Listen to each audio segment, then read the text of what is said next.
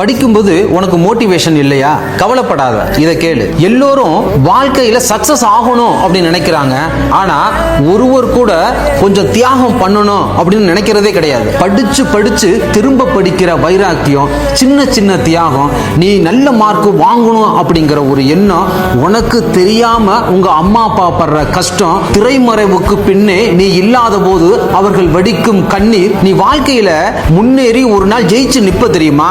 அப்ப தெரியும் இப்ப படுற கஷ்டம் எல்லாம் எந்த அளவு உன்னுடைய வெற்றிக்கு சாதகமா இருந்திருக்குன்னு சொல்லி. நீ ஜெயிச்சிட்டேன் அப்படின்னு கேள்விப்பட்டவுடன் உங்க அம்மா முகத்துல ஒரு அழுக வரும் பாத்தியா? உங்க அப்பா உன்னை பார்த்து கொலசாமி அப்படின்னு சொல்லி கட்டி பிடிச்சு ஆற தழுவி அழுவாரு பாத்தியா? அப்ப தெரியும்டா வாழ்க்கையில வெற்றி என்னன்னு சொல்லி. அதெல்லாம் சொன்னா புரியாது, நீ அனுபவிச்சாதான் புரியும். நீ ஒரு முறை ஜெயித்து பார், உன்னுடைய வாழ்க்கை வரலாறாக மாறிவிடும். போராடலாம்